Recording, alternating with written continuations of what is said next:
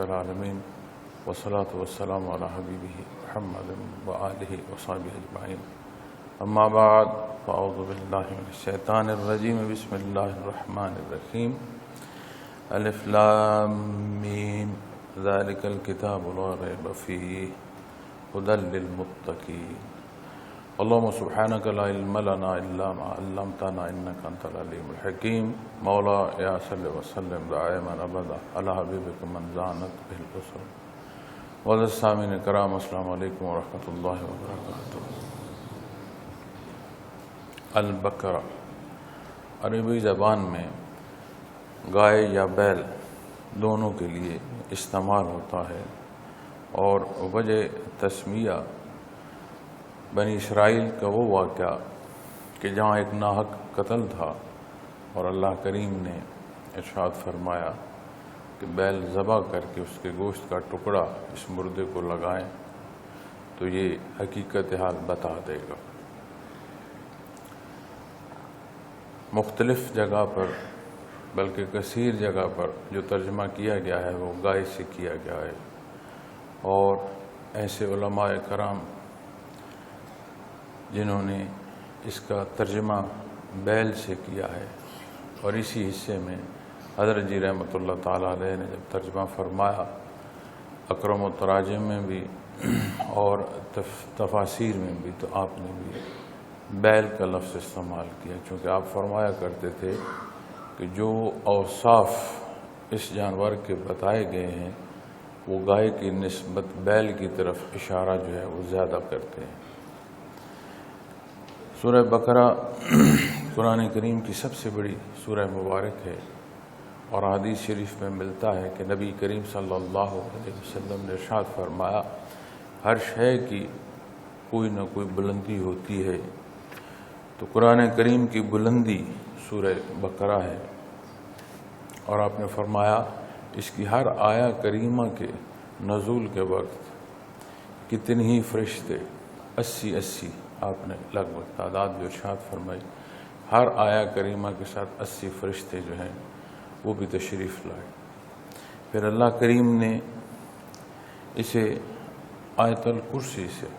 خصوصی طور پر مزین فرمایا۔ قرآن کریم سارے کا سارا کلام ذاتی ہے، اور سارے کا سارا بابرکت ہے، انتہائی اہمیت کا حامل ہے، اور کلام ذاتی ہے۔ میں کل بھی عرض کر رہا تھا کہ کلام میں متکلم کا اثر ہوتا ہے، یہاں کلام ذاتی نصیب ہوا ہے، یہ بڑے بخت کی بات ہے، یہ بڑی عطا کی بات ہے، بڑے احسان کی بات ہے۔ اس خوش بختی کو سمجھتے ہوئے اس سے وہ استفادہ جو اللہ کریم نے پسند فرمایا ہے، جو حقیقی راہ ہے اختیار کرنا اور حاصل کرنا، یہ پھر اللہ کا فضل ہے، اور اللہ کریم توفیق عطا فرمائے۔ ابتداً جب بات شروع ہی ہوتی ہے سورہ مبارک تو الف لام میم حروف مقطعات ہیں، اس پر بے شمار بحث ملتی ہے۔ اس کے حوالے سے صحابہ کرام رضوان اللہ علیہم اجمعین سے روایات ملتی ہیں، صوفیاء سے، علماء سے، اور رواجی حصوں سے بھی، کہ قدیم زمانے میں جب کسی نے کوئی خاص بات کہنی ہوتی تھی تو اسی طرح وہ حروف اپنے کلام سے پہلے بآواز بلند بولتا تھا کہ متوجہ ہو، تاکہ جو مجمع ہے یا لوگ ہیں وہ متوجہ ہوں۔ لیکن ان حروف مقطعات کے ایک ایک حصے پر صحابہ کرام سے لے کر اور آپ کی جوتیوں کی جو خاک ہے علماء کرام تک ایسی تحریر ملتی ہے، ایسی گفتگو اور بحث ملتی ہے کہ جس میں مختلف پہلو اجاگر کیے گئے، لیکن حتمی اور جو کلی بات ہے وہ یہ ہے کہ حروف مقطعات اسی طرح جس طرح قرآن کریم کا باقی سارا کلام جو ہے بابرکت ہے، اسی طرح بابرکت ہے، اور یہ وہ راز ہے جو اللہ اور اس کے حبیب کے مابین ہے۔ ہمیں اس کی تلاوت کا فرمایا گیا، اس کے احترام کا فرمایا گیا، کلام ذاتی کا حصہ اسے ارشاد فرمایا گیا، اور ہمارے لیے اتنا ہی ضروری ہے اور اتنا ہی کافی ہے جو ہمیں ارشاد فرمایا گیا۔ لیکن جب میں اس تحقیق کو دیکھتا ہوں تو یہ اندازہ ہوتا ہے کہ اللہ کریم کا اپنا احسان ہے کہ کئی ایسی چیزیں ہیں جس سے کسی کو آشنائی عطا فرما دے تو یہ اس کا احسان ہے اور کرم ہے، لیکن اتنی ہی ضروری اور اتنی ہی اہمیت کی حامل جتنا کلام ذاتی ہے، کیونکہ یہ بھی کلام ذاتی کا حصہ ہے۔ ذالک الکتاب لا ریب فیہ، الکتاب ذالک ایک خاص کتاب، عمومی کتاب میں الکتاب خاص اور مخصوص ہے کتاب، لا ریب فیہ جس میں کوئی شک نہیں، کوئی شائبہ نہیں، کوئی شک و شبہ کی گنجائش نہیں۔ کسی بھی کتاب کی جو یہ اہمیت ہوتی ہے کہ اس میں کوئی ذرا بر گنجائش نہیں، اس کے متعلقین کے حوالے سے بحث آئے گی، اس کے ایک ایک حصے کو زیر بحث لایا گیا۔ اب جب بات کلام کی آئے گی تو کلام ہے اللہ رب العالمین، اور وہ ذات ہے جس کا ماننا کافر و مشرک بھی مجبور ہے، مان وہ اپنے انداز سے رہے ہیں، اپنی اختراع سے رہے ہیں، لیکن مجبور ہو جاتے ہیں اس نظام حیات کے دائرے میں رہتے اور اسے دیکھتے ہوئے۔ قرآن کریم میں ایسی آیات کریمہ ارشاد فرمائی ہیں کہ اے میرے حبیب صلی اللہ علیہ وسلم ان سے پوچھو زمین و آسمان کا مالک کون ہے، حتمی مدد کس کی ہے، عطا کس کی ہے؟ تو یہ خود کہیں گے کہ اللہ کی، اور یہ وہ لوگ شہادت دے رہے ہیں جو شرک کر رہے ہیں۔ تو بنیادی طور پر اس ذات کا کلام کے جو مقابل ہیں یا انکار کر رہے ہیں وہ بھی اسے مانتے ہیں۔ تو کلام اس کا لانے والے اسباب، پہنچنے والے اسباب میں حضرت جبرائیل امین، جن کا صادق ہونا، امین ہونا، اور اس درجے کی قوت کا ہونا کہ کوئی طاقت سے ان سے یہ کلام نہ چھین سکتا ہے، نہ اس میں آمیزش کر سکتا ہے۔ ان کی صداقت کی شہادت اور قوت کی شہادت، یہ وہ شہادت ہے جو اللہ رب العالمین نے ارشاد فرمائی۔ پھر کہاں پہنچا؟ چونکہ مخلوق نے اس کلام کو نہیں سنا، ورا الورا طریقے سے قرآن کریم کا نزول ہے۔ کہاں نزول ہے؟ نبی کریم صلی اللہ علیہ وسلم کے قلب مبارک۔ آپ کی ذات پر جب بات آئے گی، آج تک دنیا کفر مجبور ہے کسی ایک فرد کے حوالے سے، جہاں جس پہلو سے بحث آئے گی تعمیری حصوں میں، وہ مجبور ہیں کہ آپ صلی اللہ علیہ وسلم کے نام نامی پر آ کر رک جائیں۔ پھر دعوت حق ارشاد فرمانے سے پہلے مکہ المکرمہ کی پہاڑی پر کھڑے ہو کر جب آپ نے اہل مکہ کو مخاطب فرمایا، اگر میں یہ کہوں کہ اس پہاڑی کے دوسری طرف ایک لشکر تیار کھڑا ہے جو تمہیں تحت کرنے کا، تو کیا تم میری بات پر یقین کرو؟ اس وقت وہ لوگ جنہوں نے 40 سال آپ کی عمر عزیز کے ساتھ وقت بسر کیا تھا، بڑے بھی ہوں گے، ہم عمر بھی ہوں گے، چھوٹے بھی ہوں گے، لیکن آپ کی عمر عزیز کا وہ حصہ جہاں جس کے ساتھ جس انداز میں گزرا، وہ مجبور ہوگا یہ شہادت دینے پر کہ آپ صادق الامین۔ آپ اگر یہ فرمائیں گے تو یہ حق اور یہ سچ ہے۔ تو زندگی مبارک کا بسر کرنا اور اعلیٰ ترین بلند ترین اخلاق کے ساتھ بسر کرنا، جو بشریت کی معراج ہے اس کے ساتھ بسر کرنا، قرآن کریم بھی اس حصے کو ارشاد فرماتا ہے جہاں کفار اعتراض کر رہے ہوتے ہیں۔ حتیٰ ہجرت کے وقت جب آپ مدینہ منورہ ہجرت فرمانے لگے تو حضرت علی رضی اللہ تعالیٰ عنہ کو جب آپ نے اپنے بستر پر لٹایا، اپنی رہائشگاہ پر چھوڑا، تو اس وقت آپ نے کچھ امانتیں ان کے سپرد کی جو اہل مکہ کے کچھ لوگوں کی تھی کہ آنے سے پہلے انہیں واپس کر دینا۔ اب شدت دیکھیں مخالفت کی، دشمنی اور عناد کی بلندیاں اور حدیں دیکھیں کتنی شدید تر۔ کہیں کسی جگہ اس سارے اختلاف میں آپ کی جو زندگی مبارکہ بسر کرنا ہے، کہیں کوئی ضد اور عناد سے بھی اعتراض نہیں اٹھا پا رہا ہے، نہیں۔ پھر آپ کی ذات وہ ذات ہے کہ جس میں مخلوق کے لیے اتنا درد ہے کہ کلام ذاتی میں اللہ جل شانہ نے فرما دیا، ارشاد فرمایا گیا کہ میرے ابھی آپ اتنی تکلیف اٹھائیں گے کہ اپنے آپ کو ہلاکی کر دیں گے۔ یعنی اتنا رنج مخلوق خدا کا کہ زندگی اور موت کا نہ سبب جو ہے وہ ایسا نہ ہو کہ زندگی موت کا سبب میں داخل ہو جائے، ایسا سبب نہ بن جائے۔ کیوں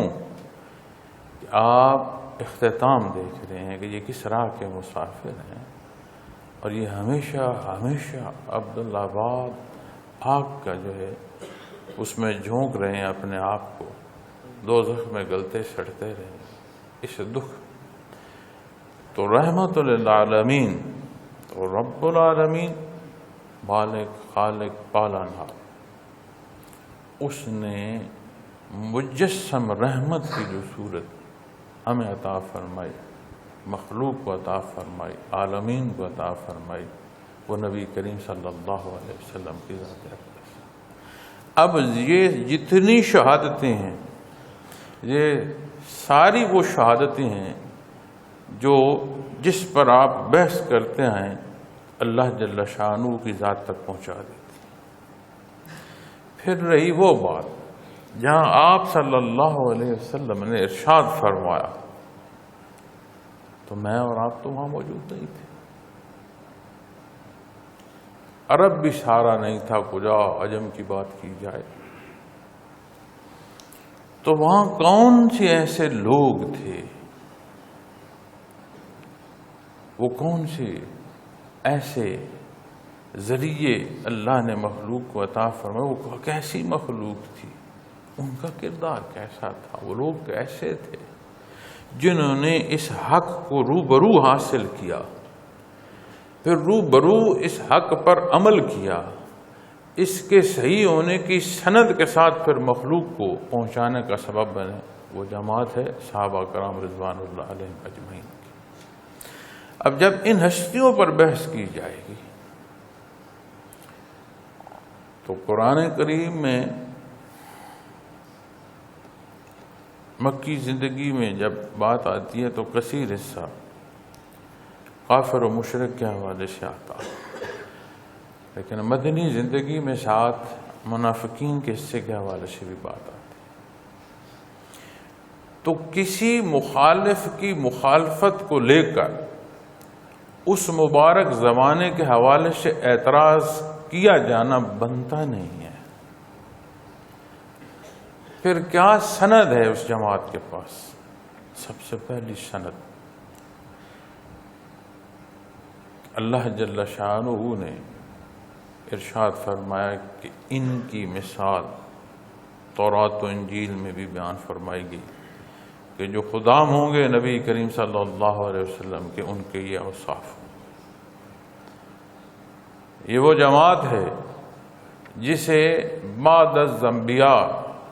ایمان کی بلندیاں عطا فرمائے گی، ایسا کسی اور کا ایمان ہو نہیں سکتا جو اس جماعت کا ہے۔ پھر شہادت عطا فرمائی نبی کریم صلی اللہ علیہ وسلم نے کہ میرے صحابہ ستاروں کی ایمان ہے، جس کا بھی اقتدا کرو ہدایت پہنچو گے، کامیابی تک پہنچو۔ پھر ان کی مبارک زندگیوں پر آ جائیں آج ہمارے بیانات میں لفظی جو ہے وہ اتنی ہے کہ گھنٹوں اور پہروں صرف ہو جاتے ہیں، اور اثرات یہ ہیں کہ اسی محفل میں کئی ایسے لوگ بیٹھے ہوتے ہیں جنہیں نہ مسجد کا لحاظ ہوتا ہے، جنہیں نہ بیان کا لحاظ ہوتا ہے، نہ کلام کا لحاظ ہوتا ہے، اور نہ ہمارے الفاظ کا ان پر اثر ہوتا ہے۔ کیوں؟ بڑا فرق پڑتا ہے۔ میں نے عرض کی کہ کلام میں متکلم کا اثر ہوتا ہے، جیسے ہم کمزور، وہ کمزور حالت ہمارے قلوب کی، اور وہ جو قلوب کی کمزوری ہے، یہ آواز، یہ الفاظ اس کیفیت کے حامل ہوتے ہیں، اور جیسی کیفیت ہوتی ہے پھر ایسے ہی اثرات پیدا ہوتے ہیں۔ بنیادی طور پر جو کلام کر رہا ہے صاحب کلام، جیسی اس کی حیثیت، سوچ، فکر، حال اس کا ہے، اس کے قلب کا ہے، کلام اثرات اٹھاتا ہے اس قلب سے، اور پھر جہاں سماعت ہو رہی ہے، پھر آگے مزید ایک حال ہے کہ وہاں کے قلوب کی کیا حالت ہے۔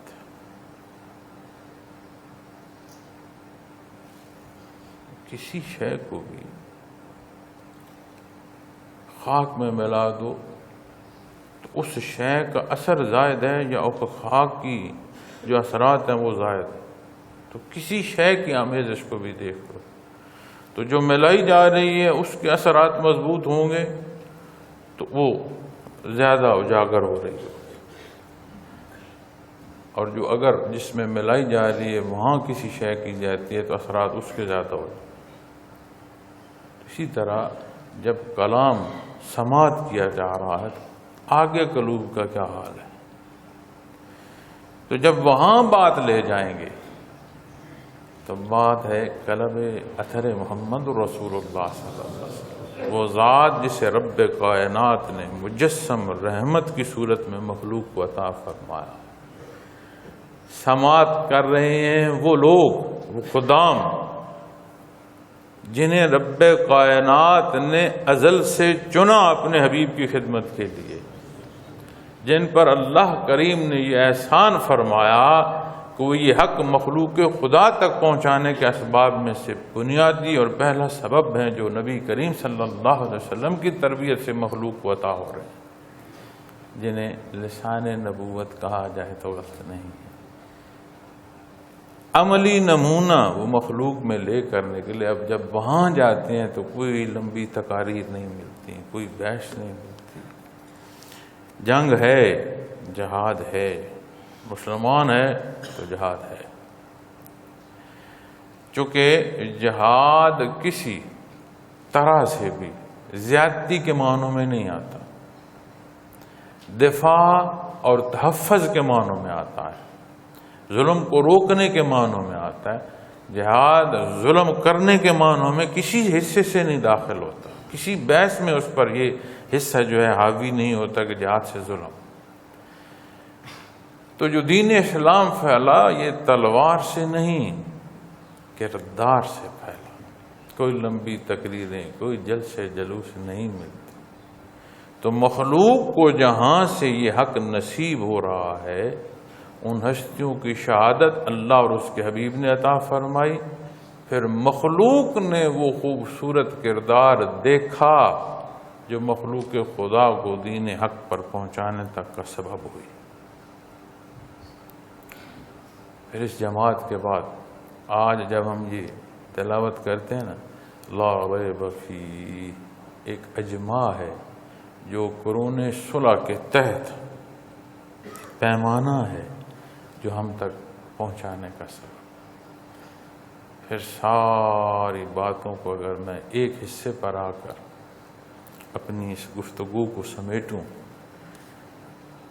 اللہ جل شانہ نے فرمایا کہ یہ ذکر اس کی عطا ہے اور اس کا محافظ اس کی اپنی ذات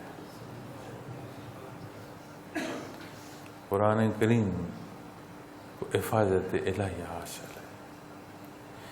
اس کے ساتھ وابستہ لوگ اس کی حفاظت کا سبب نہیں ہیں، بلکہ جو وابستہ ہو رہا ہے ان کی حفاظت کا سبب یہ کلام ذاتی ہے۔ ہم تو یہ سمجھیں کہ جو اسے پڑھ رہے ہیں، لکھ رہے ہیں، تحقیق کر رہے ہیں، اس کے تحفظ کے اسباب میں سے ہمارا دیکھنا ہو سکتا ہے، ہمارا کہنا ہو سکتا ہے، لیکن معزز سامعین کرام، حقیقت حال جو ہے وہ یہ ہے،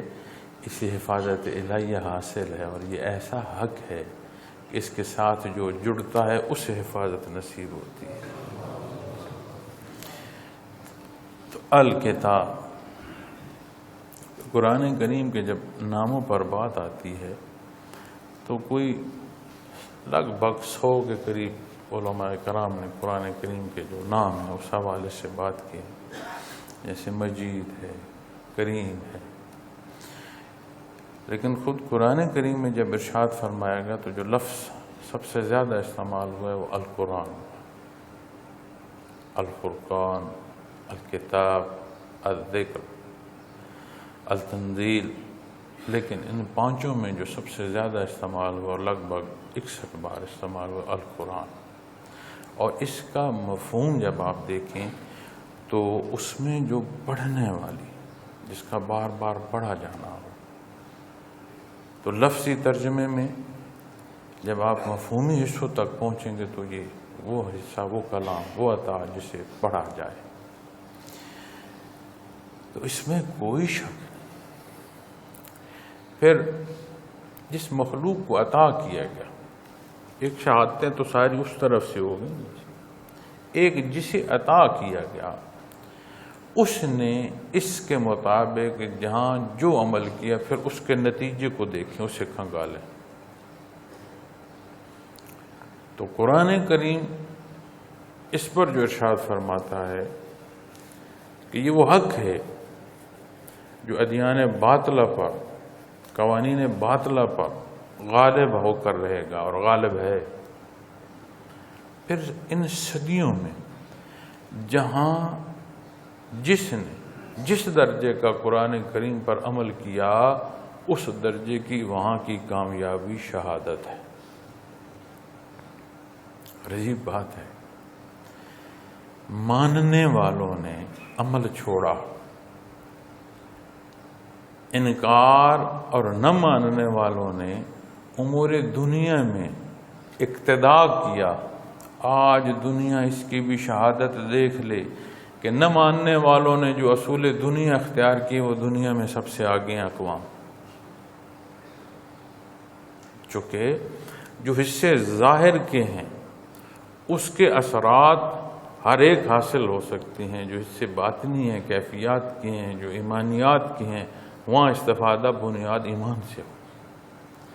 اب کسی معاشرے میں بھی قانون کا نفاذ کر دو تو جیسا قانون ہوگا ویسے اثرات پیدا ہو جائیں۔ بالعموم جو قوانین ہیں، بالعموم عمومی قوانین کی بات کر رہا ہوں، تو وہ ایسے ہیں جس میں زبردستی اور زور کو روکا جاتا ہے۔ اب کہیں اگر قتل کو کرتا ہے تو اس کی سزا اگر پھانسی نہیں ہے تو اسے عمر قید کر دی جاتی ہے، کوئی پھانسی نہیں لگاتا اسے زہر کا ٹیکہ لگا دیتا ہے، وہ اسے ہمیشہ کی نظر بندی کر دیتا ہے۔ تو جہاں پورے دنیا کے معاشروں میں جا کر دیکھیں تو بالعموم جو عمومی حصے ہیں ان میں ایک متفق پہلو ملتا ہے تجاوزات کے حوالے سے قوانین کے اطلاق کا، چونکہ حضرت آدم علیہ السلام سے لے کر بعثت محمد رسول اللہ صلی اللہ علیہ وسلم سارا حق تو اللہ کریم ارشاد فرما رہے ہیں، ارشاد فرما رہے ہیں۔ تو جہاں سے کسی نے کسی شے کو لیا، بھلے آگے رواج میں لے جا کر اس کی اصل ختم کر دی، لیکن اس سے موسوم حصے تو اس کے پاس ہوں گے، اس طرح کی بات تو ہوگی۔ تو جہاں نفاذ ہے، اب یہ انصاف کا ترازو ہمیں قرآن کریم عطا فرما رہا ہے، اور جہاں اس کا نفاذ ہے ان معاشروں میں دیکھیں امن ہو، لین دین میں جہاں صداقت ہے وہاں معیشت جو ہے وہ ترقی کر رہی، جہاں سود بڑا ہے اس ساری ترقی میں خلل پیدا کر رہا ہے، اور انہی کے معاشروں میں ایسی مثالیں بھی ہیں کہ وہاں بلا سود نظام ہے، وہ تعطل نہیں پیدا کر رہا ان کی معیشت میں۔ یعنی یہ جو ارشاد فرمایا گیا نا کہ لا ریب فیہ، اس کے اندر کوئی شک نہیں، اللہ کی عطا میں کوئی شک نہیں، جہاں بھیجا گیا وہاں سے کوئی شک نہیں، اور جو تربیت یافتہ مخلوق تک اس حق کو پہنچانے کا سبب بنی اس میں کوئی شک نہیں، اور کوئی شک نہیں اس کے قوانین میں، جہاں جتنا نفاذ ہے اتنے نتائج مرتب ہوتے آئے ہیں اور ہوتے رہیں گے۔ پھر آخری جو تحقیقی حصہ میں عرض کروں گا، اسے اپنی ذات پر اطلاق کریں، اپنی سوچ پر، اپنے عمل پر آپ نتیجہ دیکھیں گے، مثبت نتیجہ دیکھیں گے۔ میاں بیوی کے رشتے میں خلش آ جائے، حکم دیکھیں اللہ کریم نے کیا حکم دیا ہے، نبی کریم صلی اللہ علیہ وسلم نے کیا ارشاد فرمایا۔ ماں باپ، بہن بھائی، اولاد، رشتوں کے تناسب میں دیکھیں، دوستوں کی دوستی میں دیکھیں، حتیٰ دوستی تو کجا، مخالفت کے جو پہلو، جو دوستی کے متضاد الفاظ ہیں، دشمنی، یہاں اختلاف، رقابت سے اختلاف تک کے پہلو آپ اطلاق کر کے دیکھیں، زندگی میں ٹھہراؤ آ جائے گا۔ تو لا ریب فیہ، اس میں کوئی شک نہیں، کوئی شبہ نہیں۔ ہدی للمتقین، پھر اس سے کیا حاصل ہوتا ہے؟ اہدنا الصراط المستقیم، اپنے اللہ سے سیدھی راہ کی دعا کی، راہ ہدایت مانگی، اس نے کلام ذاتی نوازا، اور اس دعا کے ساتھ متصل حصہ سورہ بقرہ عطا فرمایا، اور ایسا حکم عطا فرمایا جو جامع و اکمل ہر پہلو سے ہے، اور یہ وہ راہ کو لے کر چلتا ہے، اور یہ وہ راہ ہے ہدی للمتقین، پرہیزگاروں کی رہنمائی کرتی ہے۔ اب متقی کے درجوں یا مدارج پہ تو بحث ہو سکتی ہے، لیکن یہ بحث ختم ہو گئی کہ اس راہ حق پر اٹھنے والا قدم صاحب قدم کو متقی کے کسی نہ کسی درجے میں داخل کر دیتا ہے۔ جیسے ولایت صاحب ایمان کی ابتدا ہے، اللہ ولی الذین آمنوا، ہر صاحب ایمان ایک درجے کا ولی اللہ ہے، اسے ولایت کا ایک درجہ ہر صاحب ایمان کو حاصل ہے۔ اسی طرح ما شمار کی گفتگو میں تو بے شمار پہلو زیر بحث لائے جاتے ہیں کہ فلاں نیک ہے، فلاں متقی ہے، فلاں کا یہ درجہ ہے، اتنا صالح ہے، یہ ما شمار کی بحث۔ اس حوالے سے بے شک لوگوں کا رہن سہن عبادات سے لے کر ایمانیات سے لے کر عبادات اور معاملات تک شہادت ہے، اور کوئی اس راہ کا مسافر یہ نہیں کہتا، اسے ان بلندیوں کے ان ناموں سے منسوب کی کوئی نہیں کہتا، لیکن ہم لوگ کہہ رہے ہوتے ہیں، بات کر رہے ہوتے ہیں، ذیلی گفتگو میں یہ بحث آ رہی ہوتی ہے، یہ ہمارا کہنا ہے۔ رب کائنات کیا فرما رہے ہیں؟ اس نے پسند فرمایا پہلے اٹھنے والے قدم کو ہی جو حق کی طرف اٹھا، فرمایا ہدی للمتقین، پرہیزگاروں کی رہنمائی کرتی ہے، یعنی اس طرف کا اٹھنے والا قدم متقی ہے، تقوی کی کیفیت اور حال ہے، کس کا کیا درجہ ہے اللہ کریم بہتر جانتے ہیں، اس کی مخلوق ہے، بات تو ساری اس طرف ہے،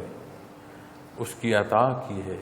اس کے کرم کی ہے۔ یہاں ہم اپنی طرف دیکھیں، کمزوریاں ہیں، خامیاں ہیں، خطائیں ہیں، اللہ کریم یہ حقیقت حال سے اس درجے کی آشنائی عطا فرمائی رکھے کہ ہم کسی قسم کی غلط فہمی یا گمان میں نہ داخل ہوں، اور ہمیشہ یہ طلب صادق نصیب رہے کہ حق کی جستجو رہے، حق پر زندگی بسر ہو، اور اختتام اسی حق کے ساتھ وآخر دعوانا الحمدللہ رب العالمین۔